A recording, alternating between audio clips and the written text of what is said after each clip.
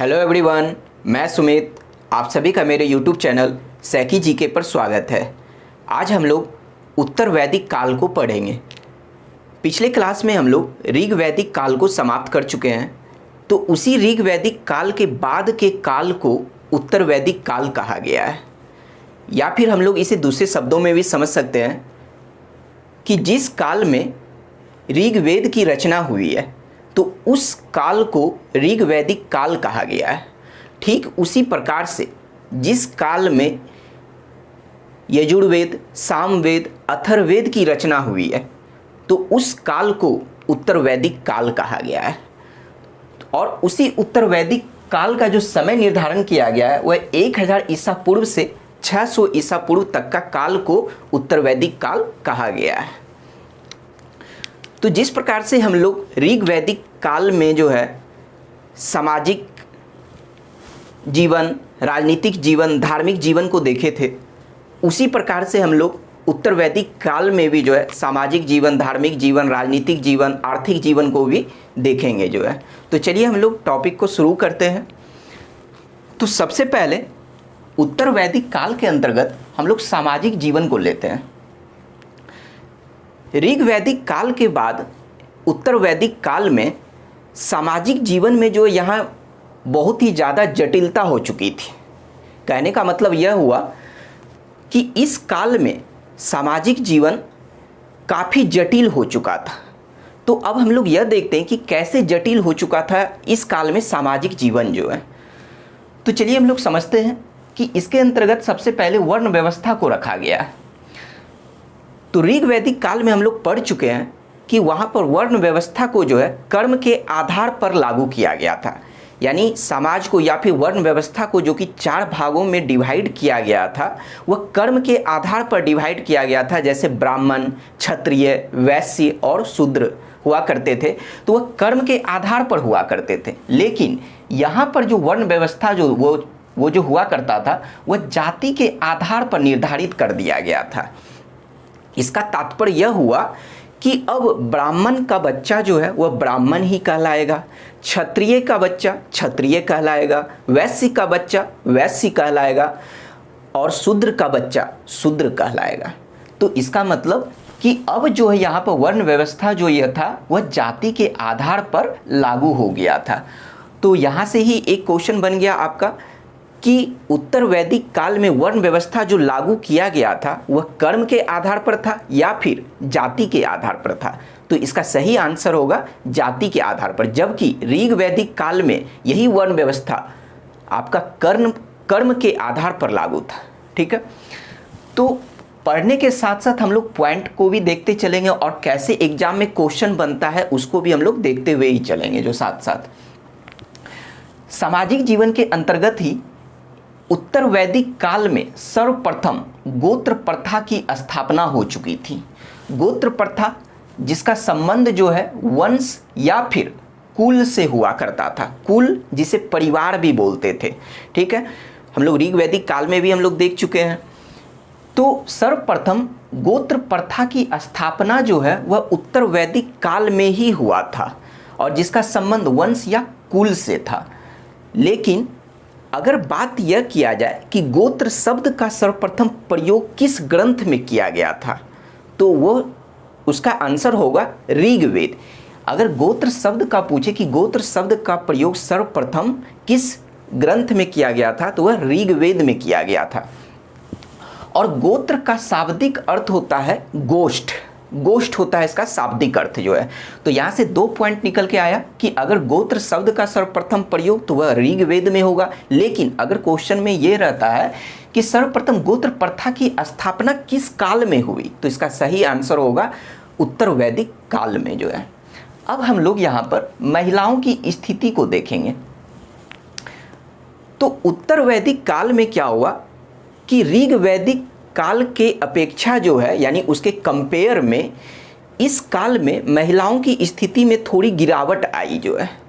तो अब यह गिरावट कैसे आई तो हम लोग इसे समझने का प्रयास करते हैं कि यहाँ पर क्या हुआ कि उत्तर वैदिक काल में क्या हुआ कि महिलाएं जो कि सभा एवं समिति में भाग लिया करती थी ऋग वैदिक काल में, लेकिन इस काल में अब महिला जो है सभा एवं समिति में भाग नहीं लिया करती थी, यानी महिलाओं को सभा एवं समिति में भाग लेने से वंचित कर दिया गया।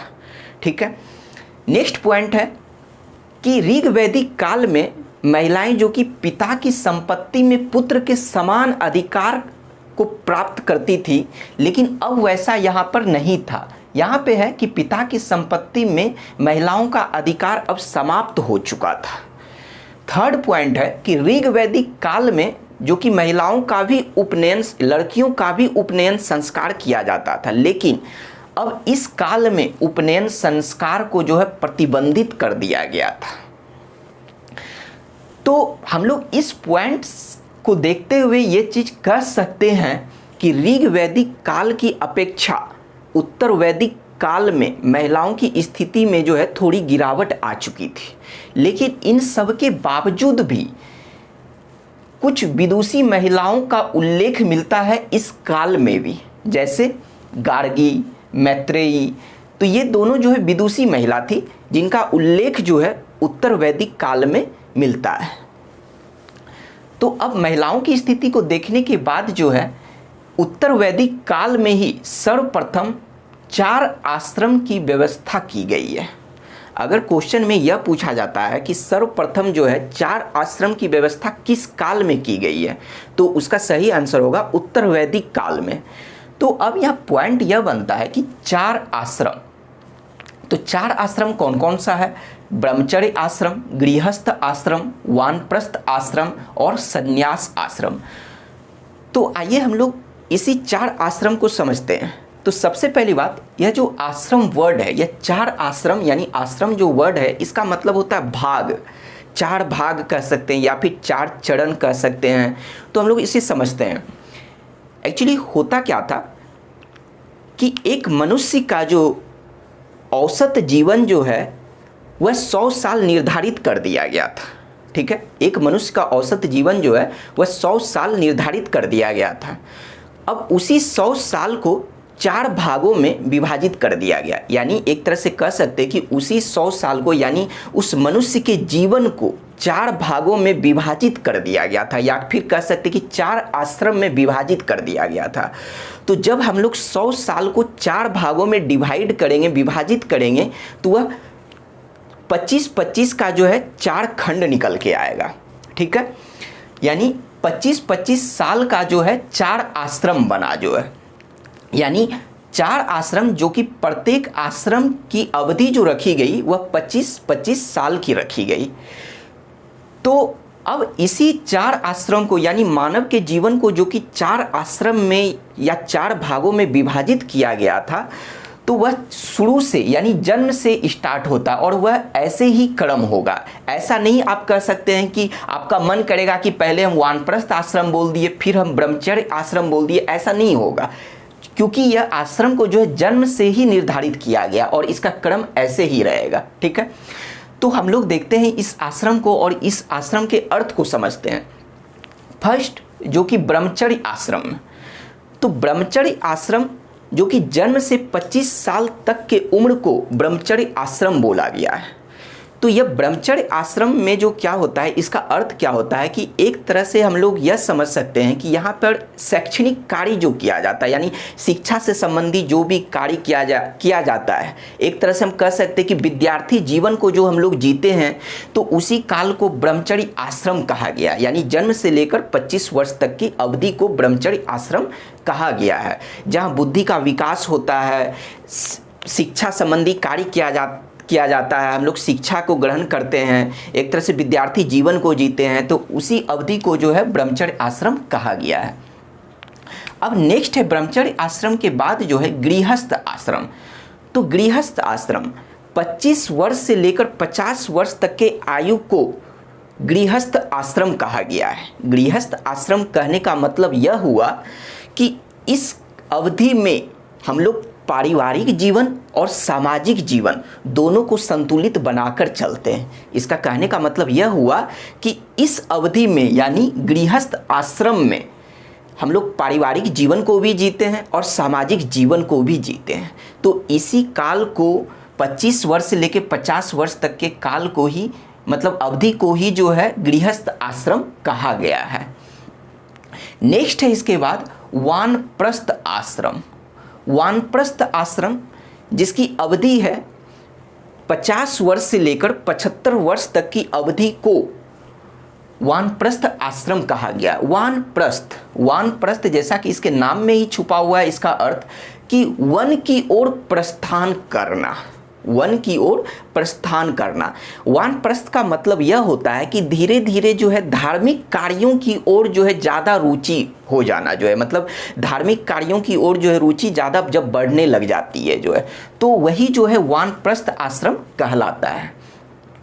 अब लास्ट है संन्यास आश्रम। संन्यास आश्रम जो कि 75 वर्ष की आयु से लेकर 100 वर्ष तक की आयु को संन्यास आश्रम कहा गया है। एक तरह से हम लोग कह सकते हैं कि यह संन्यास आश्रम उसे कहा जाता है जब व्यक्ति जो है सांसारिक संबंधों से दूर होता चला जाता है, या फिर हम कह सकते हैं कि संन्यास आश्रम के बारे में कि जब मनुष्य जितनी भी तरह की भावनात्मक जुड़ाव होती है, जब उन सब से दूर होने लगता है मनुष्य जो है, तो उसी अवधि को संन्यास आश्रम कहा गया है। संन्यास आश्रम एक तरह से हम लोग यह भी कह सकते हैं कि मोक्ष को प्राप्ति कर लेना जो है, यानी 75 वर्ष से लेकर 100 वर्ष तक की आयु, जब आदमी एक तरह से मृत्यु को प्राप्त कर लेता है, यानी मोक्ष को प्राप्ति कर लेता है, तो उस अवधि को जो है संन्यास आश्रम कहा गया है। तो इस तरह से हम लोग जो है 4 आश्रम की व्यवस्था को जो है देखे, और क्या क्या आश्रम होता है और उसका अर्थ क्या क्या होता है, उसकी अवधि क्या क्या होती है, इन सब बातों को हम लोग अच्छे से समझ चुके हैं। अब यहाँ से एक क्वेश्चन बनता है कि एक क्वेश्चन तो यह बना कि 4 आश्रम की व्यवस्था जो कि सर्वप्रथम किस काल में की गई थी, तो उसका तो सही आंसर होगा उत्तर वैदिक काल में। लेकिन उत्तर वैदिक काल के अंतर्गत भी जो है किस ग्रंथ में जो है 4 आश्रम का उल्लेख किया गया है सर्वप्रथम, तो वह जाबालो उपनिषद में जो है सर्वप्रथम 4 आश्रम का उल्लेख किया गया। अगर उपनिषद का पूछे तो वह जाबालो उपनिषद होगा। ठीक है। अब हम लोग सामाजिक जीवन के अंतर्गत उत्तर वैदिक काल के सामाजिक जीवन के अंतर्गत खान पान को देख लेते हैं। तो यहाँ पर जो खान पान जो था, यहाँ के लोगों का खान पान जो था, तो यहाँ मुख्य खाद्य पदार्थ चावल और गेहूँ था, जबकि हम लोग ऋग वैदिक काल के अंतर्गत पढ़ चुके हैं कि मुख्य खाद्य पदार्थ जौ और गेहूँ हुआ करता था। चावल भी होता था लेकिन मुख्य खाद्य पदार्थ नहीं होता था। लेकिन जब उत्तर वैदिक काल में जब मनुष्य पहुँचा तो यहाँ पर मुख्य खाद्य पदार्थ जौ गेहूँ को छोड़कर चावल और गेहूँ हो गया। ठीक है। अब हम लोग मुख्य पेय पदार्थ की बात कर लेते हैं। तो मुख्य पेय पदार्थ यहाँ पर अर्जुनानी और पुतका हुआ करता था, जबकि ऋग वैदिक काल में हम लोग पढ़ चुके हैं कि वहाँ का मुख्य पेय पदार्थ जो है वह सोमरस हुआ करता था, जो वनस्पति से तैयार किया जाता था। तो हम लोग कंपेयर करके पढ़ रहे हैं। इससे क्या होता है कि उत्तर वैदिक काल को तो हम लोग पढ़ ही रहे हैं, साथ ही साथ ऋग वैदिक काल भी हम लोगों का रिविजन होता चला जाएगा। ठीक है। अब यहाँ पे हम लोग देख लेते हैं इसके अंतर्गत वेशभूषा को। तो उत्तर वैदिक काल के अंतर्गत जो वेशभूषा था वह बिल्कुल ऋग वैदिक काल के लोगों के तरह ही था। कहने का मतलब कि सूती और ऊनी वस्त्र पहना करते थे जो है। नेक्स्ट है मनोरंजन का साधन। तो ऋग वैदिक काल में जो लोगों का मनोरंजन का मुख्य साधन था वह संगीत हुआ करता था। तो उसी तरह से उत्तर वैदिक काल में भी जो है मनोरंजन का मुख्य साधन जो है संगीत ही हुआ करता था। तो इस तरह से हम लोग उत्तर वैदिक काल के अंतर्गत जो सामाजिक जीवन को अच्छे से समझ चुके हैं। अब हम लोग बात करते हैं राजनीतिक जीवन की। तो उत्तर वैदिक काल के अंतर्गत अब हम लोग देखते हैं कि राजनीतिक जीवन जो है यहाँ कैसा था। तो यहाँ पर क्या हुआ कि राजा का पद जो है वह वंशानुगत हो गया। राजा का पद क्या हो गया? वंशानुगत हो गया। जबकि हम लोग ऋग वैदिक काल में देखे थे कि राजा का पद जो था वह वंशानुगत नहीं था। ठीक है। तो जबकि यहाँ पर जो है राजा का पद वंशानुगत हो गया। यहाँ पर राजा वंशानुगत होने से क्या हुआ कि राजा जो है अब पहले से निरंकुश हो गए और शक्तिशाली हो गए, यानी पहले से ज़्यादा निरंकुश और शक्तिशाली हो गए। जबकि ऋग वैदिक काल में राजा के निरंकुशता पर अंकुश लगाने के लिए 3 संस्था का गठन किया गया था, जो विदत, सभा और समिति हुआ करता था। लेकिन यहाँ पर राजा का पद वंशानुगत हो जाने से क्या हुआ कि अब यह पहले से निरंकुश और शक्तिशाली हो गए, और जो इनके निरंकुशता पर अंकुश लगाने के लिए जो 3 संस्था का गठन किया गया था, जिसमें सबसे प्राचीन संस्था हुआ करती थी विदत। इस काल में, उत्तर वैदिक काल में विदत का नामो निशान नहीं रहा। यानी विदत जो कि एक प्राचीन संस्था हुआ करती थी, लेकिन अब इस काल में विदत का नामो निशान नहीं रहा। यानी एक तरह से विदत बिल्कुल पूर्ण तरीके से खत्म हो चुका था। सेकंड पॉइंट, जो कि सभा और समिति का तो यहाँ पे अस्तित्व तो था, लेकिन इसका भी महत्व समाप्त हो चुका था। यानी सभा एवं समिति का अस्तित्व तो था इस काल में, लेकिन महत्व जो है बिल्कुल समाप्त हो चुका था। इस वजह से राजा जो है पहले से निरंकुश और शक्तिशाली हो चुके थे। अथर्ववेद में सभा एवं समिति को प्रजापति की 2 पुत्रियां कहा गया। बहुत ही इंपॉर्टेंट पॉइंट है, क्वेश्चन बहुत बार पूछा गया है कि अथर्ववेद में जो है सभा एवं समिति को जो है किसकी 2 पुत्रियां कहा गया है, तो वह प्रजापति की 2 पुत्रियां कहा गया है। ठीक है, नेक्स्ट पॉइंट है कि अब यहाँ पर क्या हुआ करता था कि राजा जो है विभिन्न प्रकार का अब यज्ञ को संपन्न करवाने लगे जो है। यानी राजा जो है अब विभिन्न प्रकार के यज्ञ को करवाने लगे थे, तो जिसमें से कुछ प्रमुख यज्ञ है, जैसे राजसूय यज्ञ, अश्वमेध यज्ञ, वाजपेय यज्ञ। तो आइए हम लोग इसको एक एक करके समझते हैं कि राजसूय यज्ञ क्या होता था। तो राजसूय यज्ञ में क्या होता था कि राजा का जो है सर्वप्रथम अभिषेक किया जाता था, और वह जो अभिषेक किया जाता था वह 17 प्रकार के जल से जो है राजा का अभिषेक होता था। ठीक है, 17 प्रकार के जल से। और उस अभिषेक के बाद जो है, यानी एक तरह से कह सकते कि राजा का राज्याभिषेक के ठीक बाद जो है यह यज्ञ को संपन्न करवाया जाता था, राजसूय यज्ञ को जो है। जब इस यज्ञ को संपन्न कराया जाता था तो उसके बाद क्या होता था कि राजा 12 रत्नियों को जो है, यानी मुख्य अधिकारी भी बोला जाता है, यानी 12 अधिकारी का, यानी 12 मुख्य अधिकारी का राजा जो है समर्थन प्राप्त करते थे, जिसे हवि कहा गया है, तो ये 12 रत्नियों का उल्लेख जो है, यानी सबसे अधिक रत्नियों का उल्लेख, 12 रत्नियों का उल्लेख शतपथ ब्राह्मण में किया गया है, और राजसूय यज्ञ का वर्णन जो है वह भी शतपथ ब्राह्मण में किया गया है। ठीक है, तो हम लोग राजसूय यज्ञ को जो है समझ गए जो है। अब है अश्वमेध यज्ञ। अश्वमेध यज्ञ में क्या है कि जैसा नाम में ही छुपा हुआ है अश्व का मतलब होता है घोड़ा। तो यह यज्ञ क्यों कराया जाता था? यह यज्ञ जो है साम्राज्य विस्तार के लिए कराया जाता था। तो अब हम लोग इसे समझते हैं कि कैसे साम्राज्य का विस्तार होता था इस यज्ञ के दौरान जो है। तो होता क्या था कि राजा जो है जब इस यज्ञ को संपन्न कराते थे, यानी अश्वमेध यज्ञ को जब शुरू करवाते थे, तो यज्ञ जो है स्टार्ट हो चुका, तो यह क्या करते थे, राजा अपने घोड़े को यानी अश्व को जो है मतलब कि छोड़ दिया करते थे, यानी खुले क्षेत्र में जो है छोड़ दिया करते थे अपने घोड़े को जो है, और घोड़े के पीछे जो है अपने सैनिकों को लगा देते थे। यज्ञ होने तक जो है घोड़ा जो है जितने दूर की यात्रा को बिना रोके, बिना किसी दूसरे राजा को रोके जो है यह जितनी दूरी की यात्रा तय कर लेता था, इसका मतलब वो माना जाता था कि वह दूरी यानी वह क्षेत्र जो वह उतनी दूरी तक का क्षेत्र जो था वह उस राजा का हो जाता था, जो राजा इस यज्ञ को संपन्न करवाता था। लेकिन अगर उस घोड़े को जो है अगर किसी दूसरे राजा के द्वारा जो है रोक लिया जाता था या फिर उसे चुरा लिया जाता था, तो उस राजा के साथ जो है युद्ध होता था। जो राजा यज्ञ करवाता था और जो राजा जो है उस घोड़े को जो रोका है, तो उस दोनों के बीच युद्ध होता था, और जो युद्ध में विजयी होता था वही राजा उस क्षेत्र का मालिक बनता था, यानी उस क्षेत्र का हक जो है उसी राजा के अंतर्गत आता था। ठीक है, तो यही अश्वमेध यज्ञ था, जिसका कि मतलब होता था साम्राज्य विस्तार से रिलेटेड यह यज्ञ किया जाता था।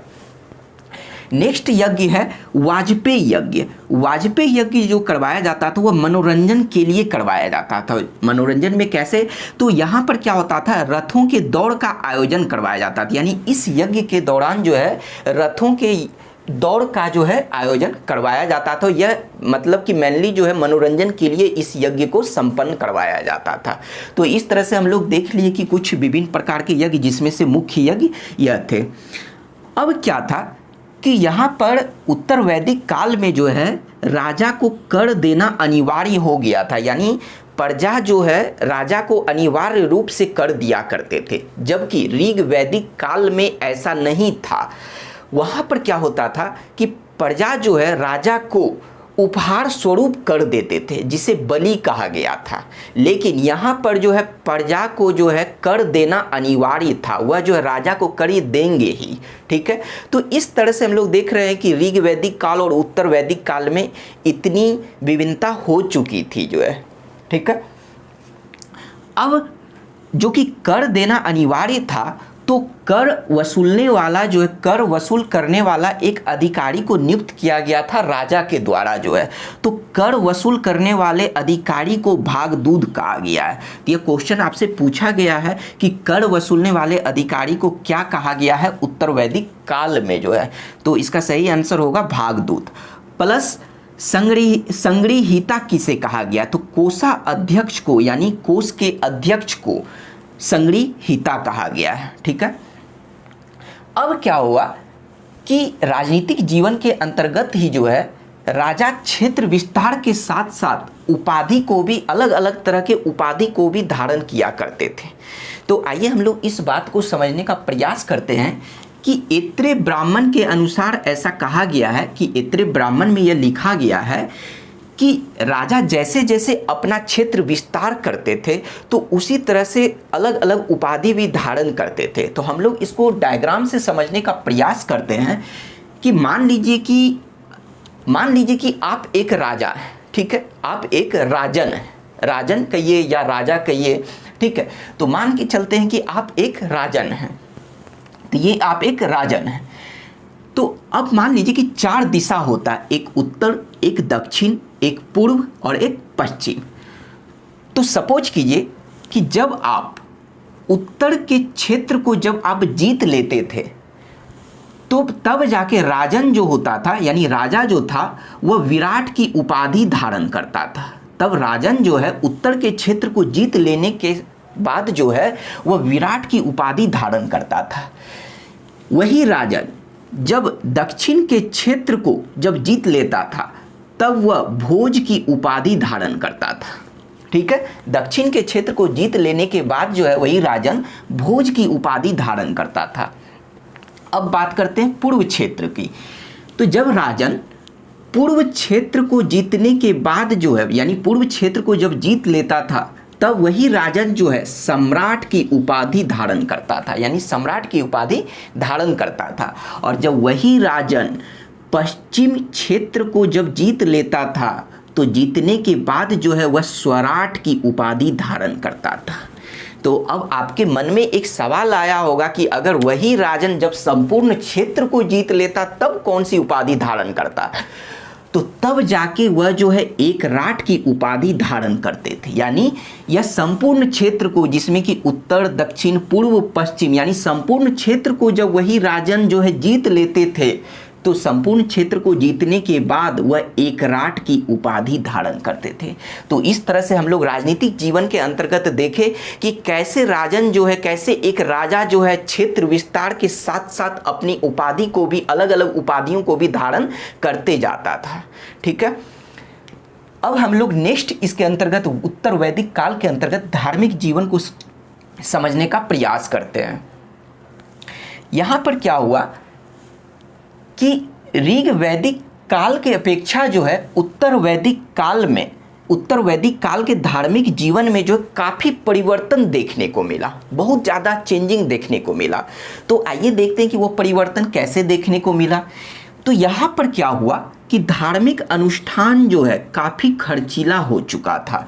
यानी यहाँ पर धार्मिक संबंधी जो भी कार्य होता था अब वह बहुत ही खर्चीला हो चुका था। यानी एक तरह से हम लोग यह कह सकते हैं कि साधारण व्यक्तियों के लिए जो है अब यह धार्मिक अनुष्ठान जो है नहीं रह चुका था। जो है क्यों नहीं रह चुका था? क्योंकि ऐसा होता था कि यह जो राशियु यज्ञ जो करवाया जाता था, तो राशियु यज्ञ को करवाने के लिए जो है पुरोहित को 2,40,000 गाय दान में दिया जाता था, जो कि साधारण व्यक्ति के लिए संभव नहीं था। ठीक है, तो राशियु यज्ञ जो है, तो राशियु यज्ञ को करवाने के दौरान जो पुरोहित करवाते थे राशियु यज्ञ जो है, तो उन पुरोहित को जो है 2,40,000 गाय जो है दान में दिया जाता था, जो कि काफ़ी खर्चीला माना जाता था।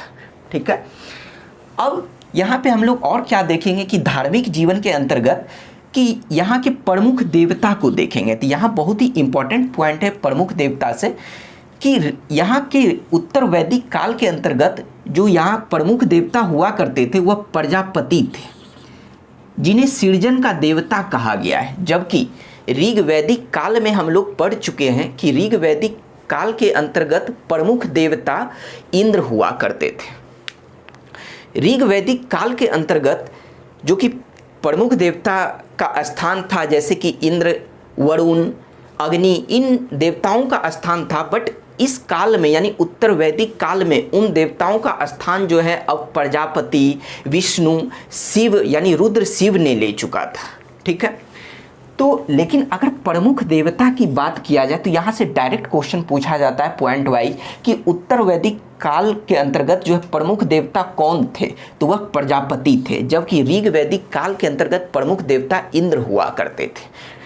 उसी तरह से हड़प्पा सभ्यता के अंतर्गत प्रमुख देवता जो कि है वह प्राकृतिक देवी देवताएं हुआ करती थी। ठीक है, अब हम लोग यहाँ पर देखते हैं कि इस काल के अंतर्गत रुद्र की पूजा जो है वह शिव के रूप में होने लगा था। पूषण जो कि हम लोग पढ़ चुके हैं ऋग वैदिक काल के अंतर्गत कि पूषण ऋग वैदिक काल में पशुओं का देवता हुआ करते थे। लेकिन जैसे ही उत्तर वैदिक काल आया अब वही पूषण जो कि पशुओं का देवता हुआ करते थे अब यहाँ जाकर यह शूद्रों के देवता हो चुके थे। ठीक है, तो इस तरह से हम लोग देख रहे हैं कि जैसे ही हम लोग ऋग वैदिक काल से उत्तर वैदिक काल में आए तो यहाँ पे धार्मिक जीवन में बहुत कुछ परिवर्तन देखने को मिला। जो है यहाँ पर क्या हुआ कि धार्मिक कार्य के लिए अधिक संख्या में अब पशुओं की बलि दिया जाने लगा, जो कि ऋग वैदिक काल में ऐसा नहीं होता था। लेकिन इस काल में पशुओं की बलि जो है अब ज़्यादा दिया जाने लगा था। यहाँ क्या हुआ था कि जैसे जैसे हम लोग उत्तर वैदिक काल एक तरह से कह सकते कि 1000 ईसा पूर्व से जैसे जैसे हम लोग आगे की ओर बढ़ रहे थे, यानी 600 ईसा पूर्व की ओर जब बढ़ रहे थे, तो धीरे धीरे क्या हुआ कि पुरोहितों ने अपना वर्चस्व स्थापित कर लिया था। पुरोहितों ने अपना वर्चस्व स्थापित कर लिया था। और कैसे वर्चस्व स्थापित किया था, तो इस बात को हम लोग यहाँ से समझ चुके हैं कि इन लोगों को राशियु यज्ञ करवाने के लिए 2,40,000 गाय जो है दान में दिया जाता था। तो इसी तरह से जैसे जैसे हम लोग आगे बढ़ते गए तो पुरोहितों ने अपना वर्चस्व स्थापित कर लिया था। इसी वजह से 800 से 600 ईसा पूर्व तक के काल को ब्राह्मण युग कहा गया है।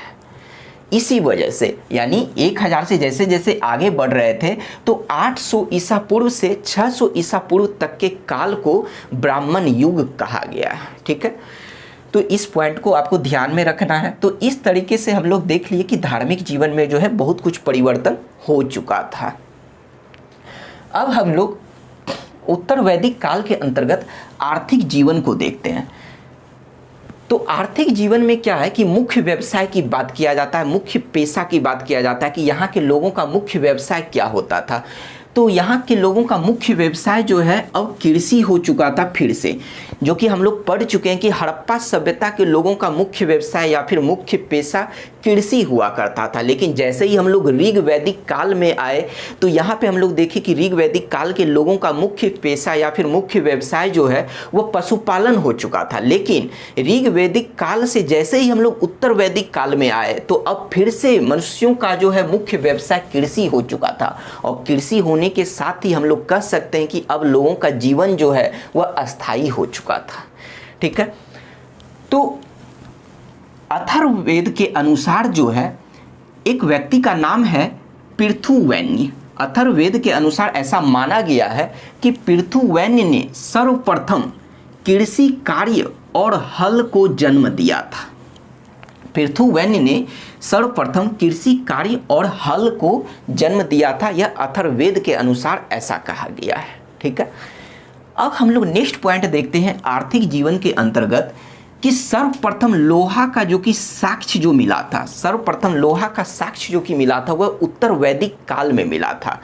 इससे पहले हम लोग हड़प्पा सभ्यता पढ़ चुके हैं, ऋग वैदिक काल पढ़ चुके हैं, लेकिन इस दोनों सभ्यता में जो है हमें लोहा का साक्ष्य नहीं मिला था, किसी भी स्थल से हमें लोहे का साक्ष्य नहीं प्राप्त हुआ था। तो इसका मतलब क्वेश्चन डायरेक्ट यहाँ से पूछा जाता है कि लोहे का साक्ष्य जो है सर्वप्रथम किस सभ्यता से या फिर किस काल से प्राप्त हुआ था, तो वह हमें उत्तर वैदिक काल से प्राप्त हुआ था।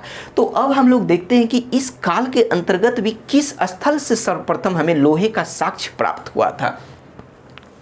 तो वह समय भी हम लोग देख लेते हैं कि 1000 ईसा पूर्व में पाकिस्तान के गंधार क्षेत्र में सर्वप्रथम लोहे का साक्ष्य हमें प्राप्त हुआ था। अगर जगह की बात की जाए तो पाकिस्तान के गंधार क्षेत्र में सर्वप्रथम लोहे का साक्ष्य हमें प्राप्त हुआ था और वह काल था 1000 ईसा पूर्व का काल। लेकिन अगर पार्टिकुलर अगर भारत के संदर्भ में बात किया जाए तो भारत के संदर्भ में जो है लोहे का जो साक्ष्य मिला है, यानी लोहे के औजार के रूप में जो साक्ष्य मिला है, तो वह 800 ईसा पूर्व का काल माना गया है, जो कि भारत के संदर्भ में बोला जाता है। ठीक है, तो भारत के संदर्भ में काल जो निर्धारण किया गया है लोहे के साक्ष्य का, तो वह 800 ईसा पूर्व, लेकिन ऐसे ओवरऑल जो है वह 1000 ईसा पूर्व बोला जाता है। अब एक पॉइंट है कि सबसे अधिक लौह औजार जो है हमें किस जगह से प्राप्त हुआ है, सबसे अधिक, यानी इस जगह से तो हमें सर्वप्रथम प्राप्त हुआ था, लेकिन एक सेकंड क्वेश्चन बनता है कि सबसे अधिक लौह औजार का साक्ष्य जो है हमें किस स्थल से प्राप्त हुआ था, तो वह जगह है उत्तर प्रदेश के अतरंजी खेरा स्थल से। उत्तर प्रदेश के अतरंजी खेरा स्थल से जो है हमें लौह औजार का सबसे अधिक साक्ष्य प्राप्त हुआ था जो है। ठीक है, तो इस तरह से एग्जाम में ये सब क्वेश्चन जो है डायरेक्ट आपसे कई बार पूछा जा चुका है, तो इसलिए इस पॉइंट को आप बहुत ही ध्यान में रखिएगा जो है। अब हम लोग क्या देखेंगे कि उत्तर वैदिक काल के अंतर्गत जो है 4 प्रकार के मृदभांड का प्रचलन था। 4 प्रकार के मृदभांड का प्रचलन था, जैसे कि हम लोग देख लेते हैं कि कौन कौन सा था। तो एक काला मृदभांड का प्रचलन था, लाल मृदभांड का प्रचलन था, लाल काला मृदभांड का प्रचलन था, प्लस चित्रित घूसण मृदभांड का भी जो है प्रचलन था उत्तर वैदिक काल के अंतर्गत जो है। अब हम लोग यहाँ की सभ्यता की अगर बात कर ले कि यहाँ पर जो है जीवन कैसा था, तो यहाँ पर भी जो है ऋग वैदिक काल के तरह ही यहाँ पर भी जो है ग्रामीण सभ्यता हुआ करती थी। यानी एक तरह से कह सकते हैं कि पूरा वैदिक काल ही, पूरा वैदिक सभ्यता का ही जो जीवन था वह ग्रामीण था। सिर्फ हड़प्पा सभ्यता का ही जो है वह एक नगरीय सभ्यता थी या फिर शहरी सभ्यता थी, जबकि वैदिक काल के अंतर्गत चाहे वह ऋग वैदिक काल हो या फिर उत्तर वैदिक काल हो, यह दोनों ही जो है वह ग्रामीण सभ्यता थी। ठीक है, अब हम लोग कुछ शब्दावली को देख लेते हैं जो कि एग्जाम में इसका अर्थ पूछा जाता है कि इसे क्या कहा जाता है या फिर इनमें से लोहे को क्या कहा जाता है। ठीक है, तो हम लोग देख लेते हैं कि श्याम या फिर कृष्ण अयस, श्याम या कृष्ण अयस जो है वह लोहा को कहा गया, यानी इसका अर्थ जो है वह लोहा होता है। ठीक है, नेक्स्ट है कैवर्त। तो कैवर्त का अर्थ होता है मछुआरा, यानी कैवर्त जो है मछुआरा को कहा गया है। सीर, सीर जो है हल को कहा गया है। उसी तरह से करभार, करभार जो है लोहार को कहा गया है। नेक्स्ट लास्ट पॉइंट है तच्छन, तच्छन जो है वह बढ़ई को कहा गया है। तो इस तरह से हम लोग देखेंगे कि आज हम लोगों का उत्तर वैदिक काल भी जो है समाप्त हो गया है। एक तरह से कह सकते हैं कि पूर्ण रूप से वैदिक काल या फिर वैदिक सभ्यता हम लोगों का समाप्त हो चुका है। तो अब आप लोग जो है इससे क्वेश्चन ज़रूर बनाइए और देखिए कि आप लोगों से कितना क्वेश्चन बनता है। लेकिन क्वेश्चन बनाने से पहले एक बात जरूर बताना चाहेंगे कि अगर आप किसी भी किताब से क्वेश्चन बनाते हैं, ठीक है, मान लीजिए ऑब्जेक्टिव क्वेश्चन को बनाते हैं, तो आप देखिएगा कि वैदिक काल में ही जो है जैसे ऋग्वेद के बारे में जो है क्वेश्चन डाल दिया गया है, उपनिषद के बारे में, सामवेद, यजुर्वेद, अथर्ववेद, आरण्यक ग्रंथ, इन सारे ग्रंथों के बारे में भी जो है वैदिक काल के अंतर्गत ही, वैदिक सभ्यता के अंतर्गत ही क्वेश्चन डाल दिया गया है, ठीक है। तो आप लोग कहिएगा कि आप तो यहाँ पे वो सब ग्रंथ को पढ़ाए नहीं है, लेकिन ऐसा बात नहीं है। मैं जो हूँ उसे अलग से जो है, जब हम लोग जो है प्राचीन भारत का साहित्यिक स्रोत को जब पढ़े थे, तो उसी वीडियो में जो है हम लोग उसे पार्टिकुलर पढ़ चुके हैं कि ऋग्वेद क्या होता है, उसके अंतर्गत क्या क्या आता है, सामवेद, यजुर्वेद, यानी हम लोग साहित्यिक स्रोत के अंतर्गत जो है उस टॉपिक को पढ़ चुके हैं। तो अगर आप लोग उस वीडियो को नहीं देखे हैं तो डिस्क्रिप्शन में जो है एंशिएंट हिस्ट्री नाम का प्लेलिस्ट है, तो आप उस प्लेलिस्ट पे क्लिक करके उस वीडियो को देख सकते हैं, जिसका नाम होगा प्राचीन भारत के साहित्यिक स्रोत जो है। तो वहाँ पे उस सारे ग्रंथ के बारे में बताया जा चुका है, ठीक है। तो यह वीडियो यानी वैदिक काल के वीडियो, और उस वीडियो को देखने के बाद जो है फिर आप किसी भी किताब से जो है वैदिक काल के क्वेश्चन को बनाइएगा, तो आपको पता चल जाएगा कि लगभग क्वेश्चन जो है आपसे बन रहा है, ठीक है। तो आपको यह वीडियो कैसा लगा आप मुझे कमेंट में ज़रूर बताइएगा। चलिए मिलते हैं अगले वीडियो में, तब तक के लिए आप खुश रहिए, हैप्पी रहिए। Thank you.